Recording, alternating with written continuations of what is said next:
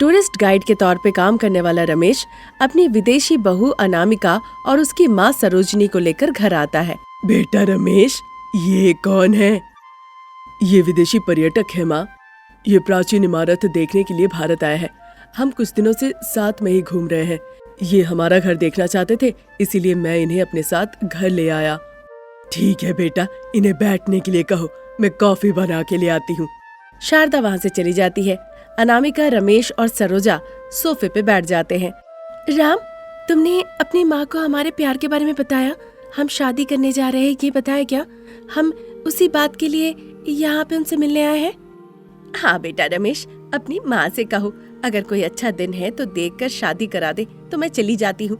फिर जब बच्चा होगा तब मैं आऊंगी। अरे बाप रे, कैसे कहूँ? ऊपर से मेरी माँ को तो विदेशी लोग बिल्कुल पसंद नहीं है। रमेश कह ही रहा था कि तब तक शारदा सभी के लिए ट्रे में कॉफी लेकर वहाँ पे आती है।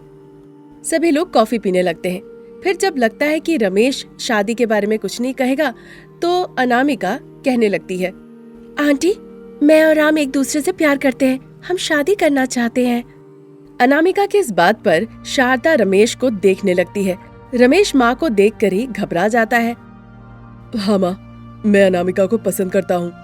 इस बात पे शारदा कुछ कह नहीं पाती है। तब तक में प्रसाद पंडित जी को साथ में लेकर सीधा घर पहुँचते हैं।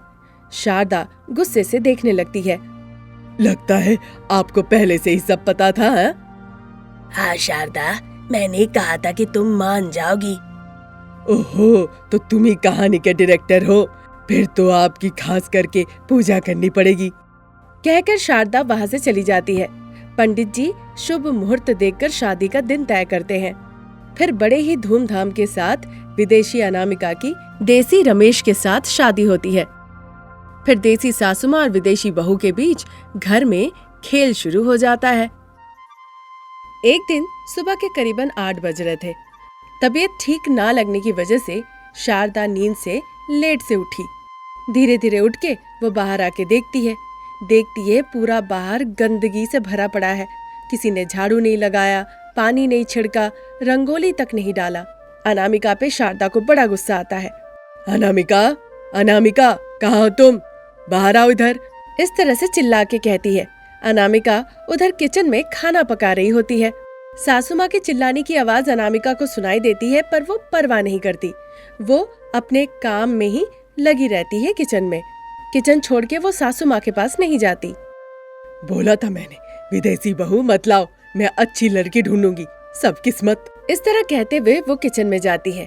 तभी भी अनामिका खाना पका रही होती है। अरे बहू, मैं कब से तुम्हें बुला रही हूँ, तुम्हें सुनाई नहीं देता?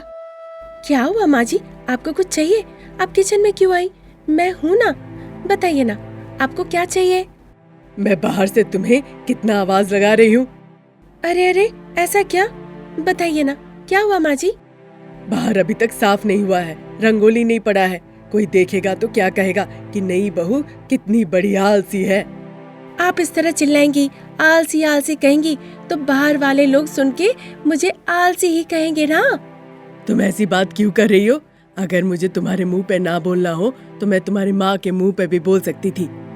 लोगों का नाम लगा के मेरे ऊपर कुछ भी मत कहो, समझी? देखिए माँ जी, मैं ये सब काम नहीं कर सकती हूँ। झाड़ू लेके झाड़ू लगाने से मेरे हाथ लाल हो जाते हैं और मैं रंगोली वंगोली नहीं कर सकती हूँ। मेरे पीठ में बहुत दर्द है। हाँ, हे भगवान, कहा था कि देसी बहू देना ताकि वो घर का काम काज अच्छे से करे। ऐसी विदेशी बहू से तो कुछ भी नहीं होता। अब देखो मेरी क्या हालत हो गई। इस तरह कह के शारदा बाहर आती है, झाड़ू लगाती है और फिर रंगोली देने लगती है। तभी रमेश घर लौट के आ रहा होता है। देखता है कि माँ रंगोली दे रही है। माँ, ये क्या है? तुम ये सब क्यों कर रही हो? तुम्हारी बहू कहाँ है? मेरी बहू कोई ऐसी वैसी बहू नहीं है, विदेशी बहू है। इस तरह से कहने पे रमेश कुछ नहीं कहता और मनी मन सोचता है, स्वदेशी सास और विदेशी बहू, इनके बीच में अगर मैं फंस गया तो पक्का है कि मैं कहीं नहीं रहूंगा, बस सरदर्द ही रहेगा।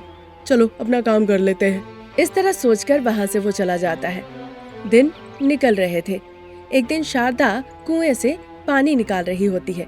अनामिका वहाँ पे जाती है। माँ जी, आपको पानी क्यों चाहिए? कपड़े धोने के लिए बहू, तुम जाके बिस्तर पे बैठो। नहीं माँ जी, मैं भी कपड़े धोना चाहती हूँ, बताइए ना कैसे धोते हैं कपड़े। वहाँ वॉशिंग पाउडर रखा है, जाके ले आना। इस तरह कह के वो मिट्टी का चूल्हा दिखाती है। अनामिका उस चूल्हे के पास जाती है और राख उठा के सीधा जहाँ पानी रखा हुआ था उसमें लाके डाल देती है। पूरा पानी भूरा रंग का हो जाता है। ये देखकर शारदा बड़े गुस्से में आ जाती है। अनामिका हंसने लगती है। शारदा बिना कुछ कहे सारे पानी को फेंक कर फिर से वो कुएं से पानी निकाल के बाल्टी को भरती है। अनामिका फिर से हंसने लगती है। वो जाके राख उठाकर फिर से बकेट में डालने ही वाली थी कि शारदा देख लेती है। शारदा जल्दी से कहती है, नहीं नहीं बहू, मैं कपड़े धो लूंगी, मैं शाम को तुम्हें बुलाऊंगी। इस तरह कहने पे अनामिका बिना कुछ जवाब दिए जल्दी से उस राख को फिर से पानी में डाल देती है और हंसते हंसते भाग जाती है। शारदा फिर से पानी गिरा के कुएं से बाल्टी भरती है। फिर एक दिन, अनामिका चलो हम खेत चलेंगे। खेत की तरफ क्यों माँ जी? मैं कहूँगी तो नहीं समझोगी, अपनी आँखों से ही देख लेना। ठीक है माँ जी, फिर कैसे जाएंगे? बैलगाड़ी से बहू। शारदा कह रही थी कि तब तक बैलगाड़ी लेकर प्रसाद आते हैं। शारदा और अनामिका जाके बैलगाड़ी में बैठ जाती है, हाथ में एक छड़ी पकड़ के। बैलगाड़ी अब आगे बढ़ने लगती है। थोड़ी दूर जाने के बाद पंचायत जी की पत्नी सुलोचना चिल्ला रही होती है, मदद करो, कोई मदद करो, मेरा बेटा कुएं के अंदर गिर गया है, कोई मदद करो। इस तरह सुलोचना चिल्ला रही थी। वो आवाज सुन के प्रसाद गाड़ी रोकते हैं। सभी लोग भागते हुए उस कुएं के पास जा रहे थे। शारदा, अनामिका, प्रसाद भी गाड़ी से उतर के उस कुएं के तरफ जाते हैं। कुएं के अंदर एक बच्ची डूब रही थी। हे भगवान, कोई मेरी बेटी को बचा लो, कोई बचा लो। जिसे कुएं के बारे में पता होगा वही बच्ची को बचा सकता है। इस तरह से शारदा कहती है। सुन के अनामिका सोच में पड़ जाती है। उधर कुएं के अंदर गिरी बच्ची मदद के लिए चिल्ला रही होती है। सुलोचना सभी के पास जाती है। बच्ची को कुएं से बाहर निकालने के लिए हाथ जोड़ के सभी से भीख मांगती है। माँ जी, कोई बच्ची को बचाने के लिए क्यों नहीं आगे बढ़ रहा है? फिर शारदा उस कुएं की कहानी बताती है। इसीलिए उस कुएं से कोई भी कुछ नहीं निकालता है, जो निकालने जाता है वो बर्बाद हो जाता है। नॉनसेंस, ये सब कहानी है। इस तरह कहकर अचानक से उस कुएं में कूद जाती है अनामिका। ये देखकर सभी आश्चर्य हो जाते हैं। अब सभी लोग ये सोचने लगते हैं कि अनामिका का आखिर में क्या होगा। थोड़ी देर बाद अनामिका जो कुएं में कूदी थी वो सुलोचना की बेटी को लेकर बाहर निकल आती है। उसे कुएं से निकाल के पहले एक जगह लेटाती है और पेट से पानी निकालने लगती है, साथ ही साथ मुंह से ऑक्सीजन भी देती है। शारदा उसके पैर रगड़ने लगती है, सुलोचना हाथ रगड़ने लगती है। फिर कुछ ही समय के अंदर सुलोचना की बेटी को होश आ जाता है। अब कैसा लग रहा है? ठीक लग रहा है मौसी। देखिए, आप लोग सब मर्द, किसी के पति है, पिता है, भाई है, सिर्फ इतना ही नहीं, हर किसी का कुछ न कुछ रिश्ता है। मौत के डर से आप लोग कोई भी कुएं में गिरी इस बच्चे को उठाने नहीं गए। एक बार सोच के देखिए आप लोग कैसे लोग हैं। इस तरह कहने पे वहाँ पे जितने लोग उपस्थित थे बिना कुछ कहे चुपचाप चले जाते हैं। फिर शारदा अनामिका बैलगाड़ी में बैठ के खेत की तरफ चली जाती है। शारदा अनामिका को अपना खेत दिखाती है और उस खेत के विवरण भी देती है। उधर पंचायत जी को अपनी पत्नी सुलोचना से पता चलता है कि किस तरह से अपनी बच्ची को बचाया गया है। सुनते ही पंचायत जी सीधा शारदा के घर पे आ जाते हैं और बाहर खड़े हो जाते हैं। विदेशी बहू अनामिका, आपका बहुत बहुत धन्यवाद। तुमने मेरी बेटी को दूसरी जिंदगी दी है, मैं हमेशा आभारी रहूंगा। मुझे ये सब शब्दों के बारे में कुछ भी पता नहीं, मैं बस यही चाहती हूँ कि सब खुश रहे। विदेशी होने के बावजूद जिंदगी की कीमत पता है इसे। रमेश, तुम किस्मत वाले हो। इतना कहकर वहाँ से चले जाते हैं वो। अपनी विदेशी बहू की इतनी तारीफ किए है पंचायत जी, ये देखकर शारदा बहुत खुश होती है। ये देखकर शारदा में अब थोड़ी थोड़ी बदलाव आने लगती है। विदेशी बहू अब विदेशी की तरह ना रहकर देसी हरकतें कर रही है। अगर वो देसी हो जाए तो कितना बढ़िया होगा। विदेशी बहू में इस तरह के परिवर्तन देखकर अब बाकी लोगों के साथ साथ शारदा भी बहुत खुश होती है। ये थी आज की कहानी। नई कहानी लेकर हम जल्द हाजिर होंगे। तब तक के लिए नमस्कार। बहू अनामिका ठेले पे समोसा बनाएगी इसलिए सारे सामानों का इंतजाम करती है और आवाज लगाते हुए कहती है, माँ जी जल्दी आइए, हमें बहुत देर हो गई। आवाज सुनते ही सासू माँ अंदर से एक छोटा सा पैसों का बक्सा लेकर अंदर से बाहर निकल आती है। क्या बहू, ऐसे तुम चिल्ला रही हो? मैं आ तो रही हूँ। मैं जोर से आवाज लगाई तभी आप निकल आई। अनामिका इस तरह से कह ही रही थी कि इस बीच शारदा कहने लगती है, नहीं तो क्या मैं कुंभकर्ण की बहन की तरह सोते रहती। इस दौरान प्रसाद अंदर से बाहर निकल आते हैं और शारदा की बातें सुन लेते हैं। अरे वाह शारदा, सच मान लेती हो, इसीलिए तो मैं भी तुम्हारी तारीफ करता हूँ। प्रसाद के इस तरह से कहने पर अनामिका मुस्कुराने लगती है, पर शारदा को बड़ा गुस्सा आता है। वो पैसों के बक्से को जाकर ठेले पे रख देती है। 100 रुपए का छुट्टा रख दिया है, ध्यान से जाके लौट आना। अच्छा ठीक है माँ जी। अनामिका के कहने के बाद शारदा वहाँ से चली जाती है। बेटा कहाँ है बहू? वो गैस के लिए गया है पिताजी। अभी वो गैस के लिए क्यों गया है? गैस खत्म हो गया पिताजी, उन्होंने कहा गैस लेके वो सीधा बाजार में आ जाएंगे, इसीलिए मैं सामान लेके जा रही हूँ। ठीक है बहू, पर किसी पे भरोसा करके उसे उधार में मत देना, क्योंकि हम एक ही जगह पे रोज ठेला नहीं लगाते ना। हाँ पिताजी, पूरा तो बाजारी है, हम वहाँ समोसा बेचते हैं, वहाँ से जो पैसे कमाते हैं उससे हमारा परिवार चलता है। इसलिए पिताजी मैं उधार का खाता नहीं खोलूंगी, तुरंत सबको पैसे देने हैं। सही किया है बहू, अभी तुम जाओ, नहीं तो बेटा गैस लेकर निकल चुका होगा। अब मैं निकलती हूँ पिताजी। इस तरह कहकर समोसे का ठेला लेकर वो घर से निकल आती है। वो मंदारपल्ली गांव था। एक पेड़ के नीचे रमेश गैस सिलेंडर लेकर अनामिका का आने का इंतजार कर रहा था। ये क्या, अनामिका अभी तक आई नहीं? बाजार शुरू हो चुका है, धीरे धीरे लोग आना शुरू कर चुके हैं, पर अनामिका अभी तक नहीं आई। आखिरकार वो समोसे कब बनाएगी? ये सोचकर वो अनामिका को फोन लगाता है। हेलो अनामिका, तुम कहाँ हो? अभी मैं मंदारपल्ली के बाजार में आई हूँ, आप कहाँ पर हैं? मैं गैस लेकर बाजार आ चुका हूँ, तुम जल्दी आओ। अरे वाह जी, आपके पास कोई मैजिक है क्या? आप घर से निकले, शहर में गए और गैस लेकर सीधा मंदारपल्ली गांव में भी पहुंच गए। बहुत तारीफ कर ली अनामिका, बाजार में एक पेड़ है ना, मैं उसी पेड़ के नीचे खड़ा हूँ, वहीं पे तुम आ जाओ। इतना कहकर रमेश फोन रख देता है। अनामिका भी फोन रख देती है और ठेले को धकेलते हुए उस पेड़ के पास जाने लगती है। फिर करीबन शाम के 7:30 बज रहे होते हैं। शारदा खाना पका रही थी और प्रसाद टीवी सीरियल देखते देखते वो रो रहे थे। बेचारी कावेरी कितनी अच्छी बहू है और उसे बदमाश सासू माँ मिली जो बहुत परेशान करती हो। अब पता नहीं उस कावेरी के साथ क्या होगा। ऐसा सोच ही रहे थे कि शारदा हाथ में चम्मच लेकर प्रसाद के पास आती है। देखती है उसके पति प्रसाद बैठे बैठे आंसू बहा रहे हैं। ये सब दुखी सीरियल देखकर बस आपका रोना शुरू। ये दुख तो कम नहीं होने वाला, मुझे जाके ट्यूशन से बच्चों को ले आना होगा। इस तरह सोचकर शारदा चम्मच सोफे पर रखकर वहाँ से निकल जाती है। शारदा पैदल चलते हुए जाती है। फिर वो ट्यूशन पहुँच जाती है जहाँ हरीश और भव्या पढ़ते थे। वहाँ ट्यूशन से हरीश और भव्या को लेकर वो अपने घर चलते हुए लौट आती है। स्ट्रीट लाइट से मंदारपल्ली गांव बड़ा ही जगमगा रहा था, सुंदर दिख रहा था और अनामिका भी खुशबूदार समोसे बना रही थी।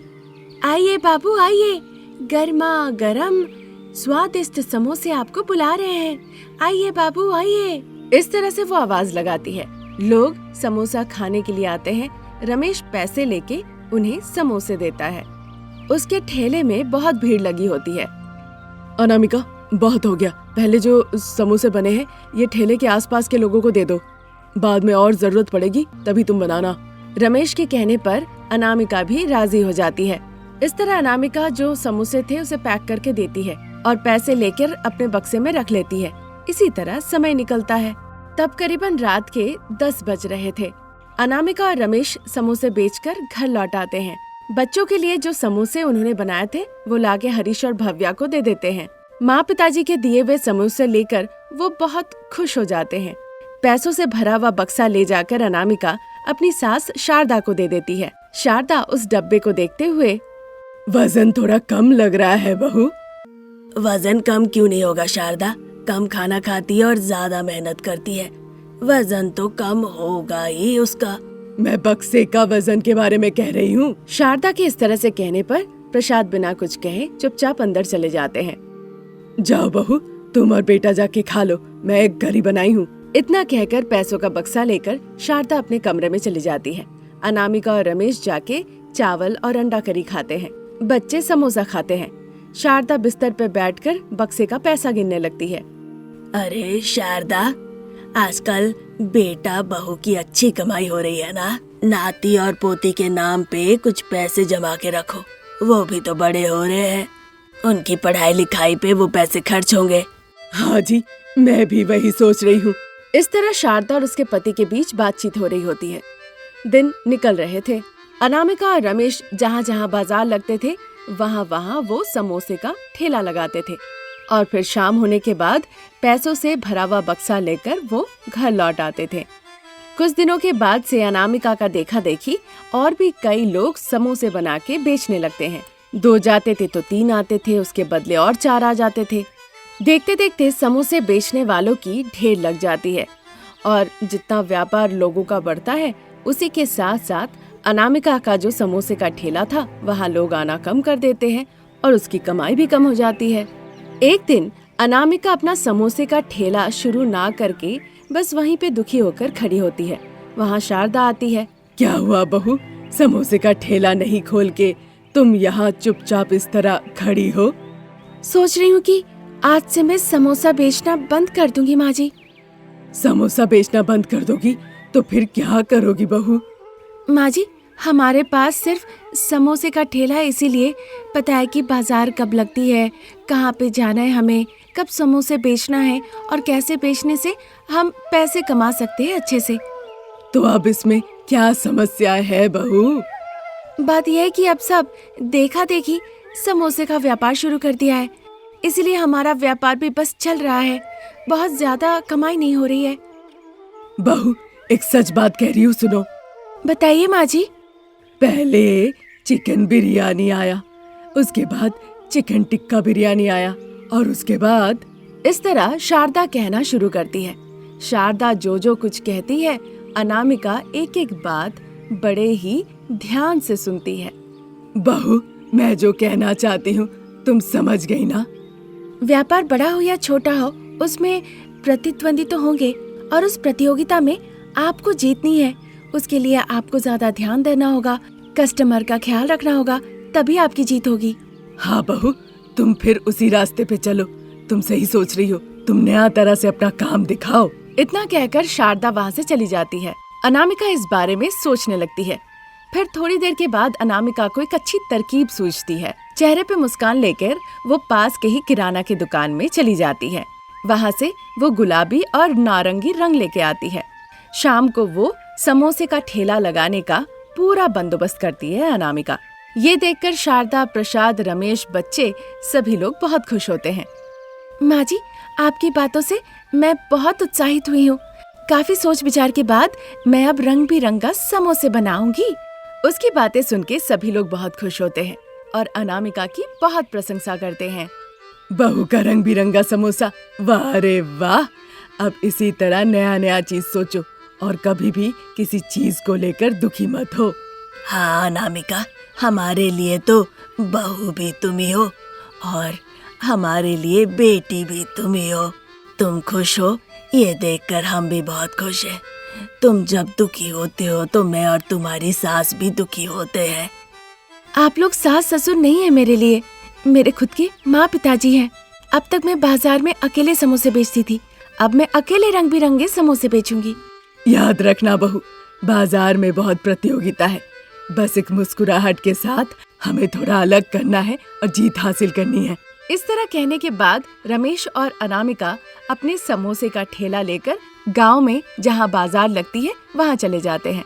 एक जगह पे जाकर वो अपना ठेला लगाते हैं। फिर अनामिका अपना रंग बिरंगा समोसा बनाकर वहां बेचना शुरू करती है।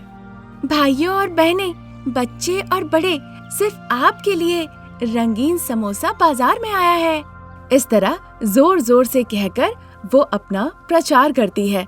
रंगीन समोसा सुनकर बड़े ही आश्चर्य होकर सभी लोग उसके ठेले के पास आते हैं, ये सोचकर कि अब तक तो आलू समोसा, प्याज समोसा के बारे में सुना था, आखिर में ये रंगीन समोसा होता कैसा है, ये देखने के लिए भीड़ लगा देते हैं।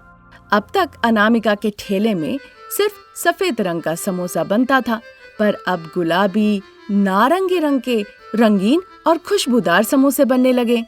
लोग ये सब देखकर आकर्षित होते हैं और उन्हें खुशबू भी बड़ा अच्छा लगता है। लोग अनामिका से वो समोसे लेकर बड़े ही उत्साहित होकर खाने लगते हैं। पैसे देकर वो समोसे लेते हैं और बड़े ही उत्साहित होकर सभी लोग समोसा खाते हैं। अनामिका के द्वारा सोचा गया रंगीन समोसा का ये व्यापार सक्सेसफुल रहता है और तब से उनका पूरा परिवार सुखी सुखी जीवन बिताने लगता है। ये थी आज की कहानी। नई कहानी लेकर बहुत जल्द हाजिर होंगे, तब तक के लिए नमस्कार।